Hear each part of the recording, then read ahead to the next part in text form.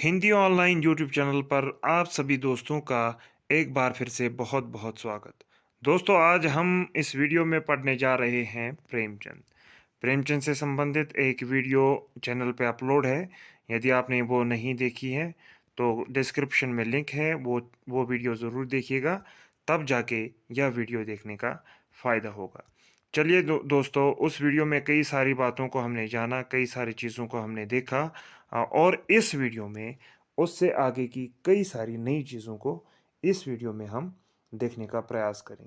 प्रेमचंद के जन्म को देखते हैं तो 31 जुलाई 1880 ईस्वी में लम्ही नामक वाराणसी उत्तर प्रदेश में हो जाता है। लम्ही नामक गांव में वाराणसी उत्तर प्रदेश में होता है।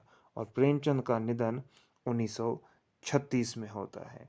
प्रेमचंद का मूल नाम वास्तव में धनपत श्रीवास्तव था। ये मूल नाम जो है इनको इनके पिता द्वारा दिया गया था। और हिंदी में ये नवाब राय के नाम से लिखते थे, और ये नवाब राय ताऊ ने इनको रखा था। और इसी ताऊ के द्वारा दिए गए नाम से ही इन्होंने उर्दू में लिखना शुरू किया था। नवाब राय के नाम से पहली ही कहानी इनकी जो थी वो है इश्क़े दुनिया व हुब्बे वतन। 1908 ईस्वी में ज़माना पत्रिका में प्रकाशित होती है। और ये ज़माना पत्रिका उर्दू की पत्रिका थी, इसमें प्रकाशित हुई थी। पहला कहानी संग्रह जो इनका था, यानी कि उर्दू में जो था और नवाब राय के नाम से, वो था सोज़े वतन, जो इसी 1908 ईस्वी में ही ज़माना प्रेस कानपुर से प्रकाशित होता है। और इस कहानी के संदर्भ में विशेष बातें ये हैं। पहले हम ये देखेंगे कि इसमें 5 कहानियाँ थी। इश्क़े दुनिया व हुब्बे वतन, जो कि इनकी पहली कहानी भी मानी जाती है, जिसमें सांसारिक प्रेम और देश प्रेम से संबंधित कथा है। तो दुनिया का सबसे अनमोल रतन, ये विशुद्ध देश प्रेम की कहानी इसकी दूसरी कहानी है। यह मेरा वतन और शेख मखमूर और सिलाए मातम, ये इसकी 5 कहानियाँ थी सोज़े वतन कहानी संग्रह की, जो उर्दू में लिखा गया था, 1908 में प्रकाशित हुआ। और नवाब राय के नाम से पहला कहानी संग्रह इसको माना जाता है। और इसमें चूंकि देश प्रेम और स्वदेश प्रेम की बातें थी, इस कारण से इस पर ब्रिटिश सरकार द्वारा राजद्रोह का आरोप लगा, सेडिशन का आरोप लगा, जिसके कारण से इस सोज़े वतन कहानी संग्रह की जितनी भी प्रतियां बची हुई थी, उन सबको जब्त कर दिया गया। और कई सारी पुस्तकों में इसका भी उल्लेख मिलता है कि करीब 700 के करीब प्रतियां जो थी, उनको आग के हवाले कर दिया गया। तो ये आप याद रखेंगे, नवाब राय के नाम से पहली कहानी इश्क़े दुनिया व हुब्बे वतन 1908 में, और नवाब राय के नाम से ही पहला कहानी संग्रह सोज़े वतन, जो कि दोनों उर्दू में, यानी कि ये पांचों कहानियां जो हैं उर्दू में हैं। और सोज़े वतन इनका पहला कहानी संग्रह है, जो कि उर्दू में है 1908 ईस्वी। और प्रेमचंद के नाम से इन्होंने लिखना प्रारंभ किया। और ये प्रेमचंद के नाम से लिखना क्यों शुरू किया, इसका कारण ये है कि ज़माना पत्रिका के संपादक जो थे, उनका नाम था दया नारायण निगम। नारायण निगम दया नारायण निगम ने उनको यह नाम सुझाया, क्योंकि एक ही कहानी संग्रह प्रकाशित हो गया था, उसको अंग्रेज़ों ने जब्त किया। और उसके चलते अब चूंकि कलम के सिपाही थे, लिखना तो बंद नहीं हो सकता, लिखना तो जारी रखना था। और इसलिए नारायण निगम, जो कि प्रेमचंद के मित्र भी थे, उन्होंने कहा कि आप प्रेमचंद के नाम से आप लिखिए। तो उस कड़ी में प्रेमचंद के नाम से इनकी पहली कहानी जो है बड़े घर की बेटी, जो कि 1910 ईस्वी में प्रकाशित होती है। और ये भी इसी ज़माना मासिक पत्रिका में दिसंबर के अंक में प्रकाशित होती है। अब यहाँ पे यह भी याद रखना बहुत ज़रूरी है कि हिंदी भाषा में या देवनागरी लिपि में लिखी गई प्रथम कहानी सोत है। प्रथम कहानी देवनागरी लिपि में या हिंदी भाषा में प्रेमचंद की प्रथम कहानी सोत हैं, जो सन 1915 ईस्वी में हिंदी की प्रतिष्ठित पत्रिका सरस्वती में प्रकाशित होती है। तो इसी प्रकार से प्रथम कहानी संग्रह जो है वो सप्त सरोज जून 1917 ईस्वी में प्रकाशित होता है। लेकिन कुछ आलोचक प्रेमचंद की पंच परमेश्वर कहानी को उनकी पहली कहानी मानते हैं, जो कि 1916 ईस्वी में प्रकाशित हुई।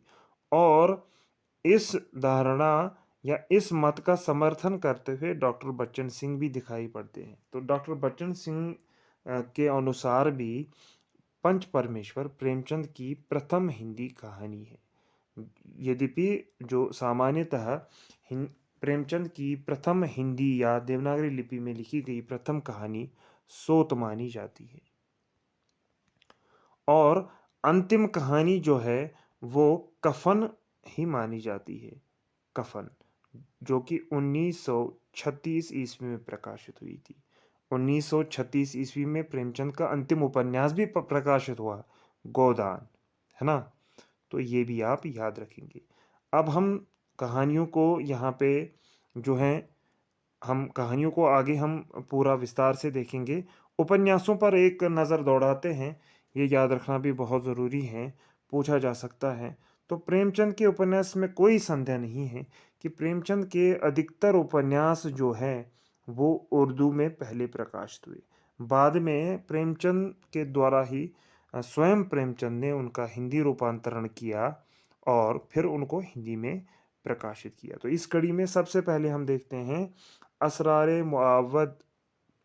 असरारे मुआविद 1903 और 1903 से 1905 के बीच इसका प्रकाशन होता है, और जिसका हिंदी रूपांतरण देवस्थान रहस्य के नाम से 1905 ईस्वी में हिंदी रूपांतरण प्रकाशित होता है।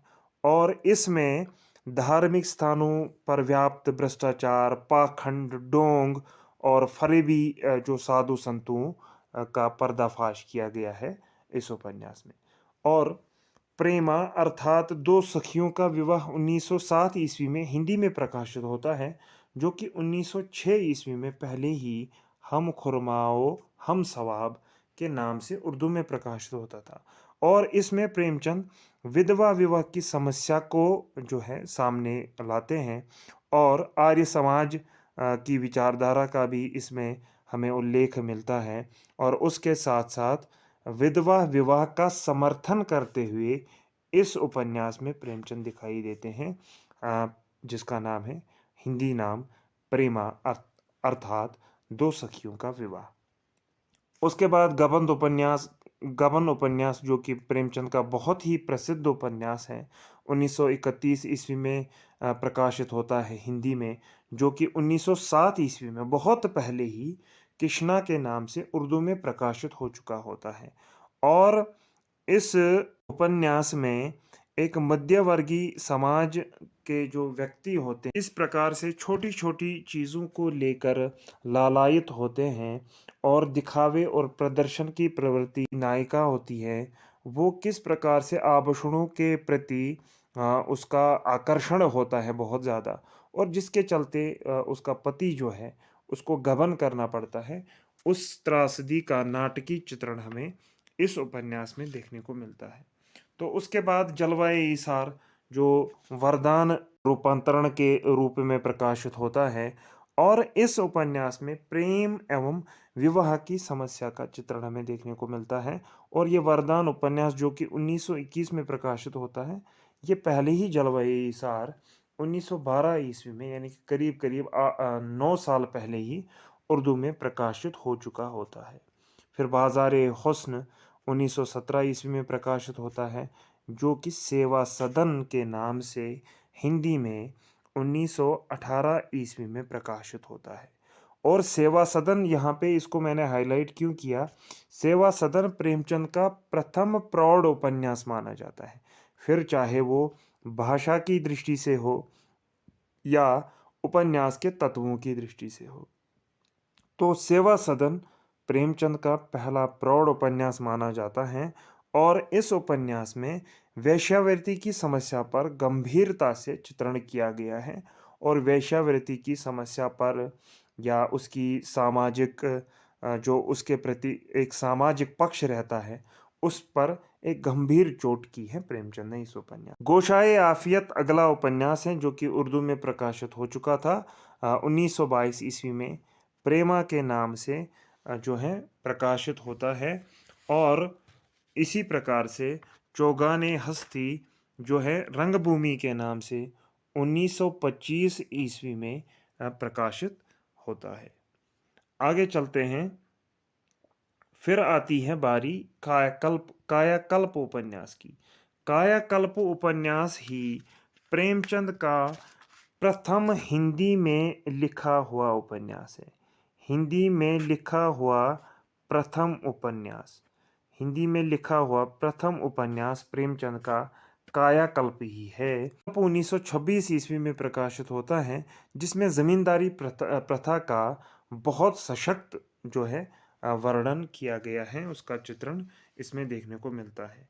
और 1927 ईस्वी में निर्मला उपन्यास का प्रकाशन होता है और इस उपन्यास में दहेज प्रथा और अनमेल विवाह जैसी समस्या को उठाया गया है और उसके जो सामाजिक प्रभाव है या उसके जो सामाजिक दुष्परिणाम हैं उन पर करारी चोट की गई है, उन पर प्रहार किया गया है।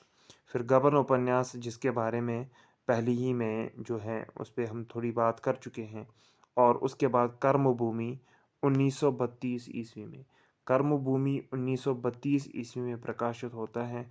और प्रेमचंद का अंतिम उपन्यास गोदान 1936 उपन्यास में प्रकाशित होता है, जिसमें जिसे भारतीय कृषक जीवन की महागाथा भी कहा जाता है। और कृषक जीवन की समस्याओं, उनकी सामाजिक संरचना, उनके रीति रिवाज, उनके खान पान, उन सारी चीज़ों का इस उपन्यास में हमें चित्रण देखने को मिलता है। इनका और एक उपन्यास जो ये लिख ही रहे थे, मंगलसूत्र, जो अधूरा रह गया क्योंकि 1936 में ही उनकी मृत्यु हो जाती है। तो ये उपन्यासों से संबंधित हमने थोड़ी सी जो है जानकारी प्राप्त की सी। अब हम फिर से कहानियों पे आते हैं, क्योंकि कहानियों पर ही हमें ज़्यादा ध्यान देना है, क्योंकि आपके सिलेबस में जो है नमक का दारोगा कहानी है, तो सीधा सीधा नमक का दारोगा कहानी पढ़ना किसी भी दृष्टि से तर्कसंगत मुझे नहीं लगा। तो इसलिए पहले प्रेमचंद की पूरी पूरी जानकारी विशेष रूप से कहानियों के संबंध में होनी चाहिए, तब जाके जो है नमक का दारोगा पढ़ने का कोई फायदा होगा।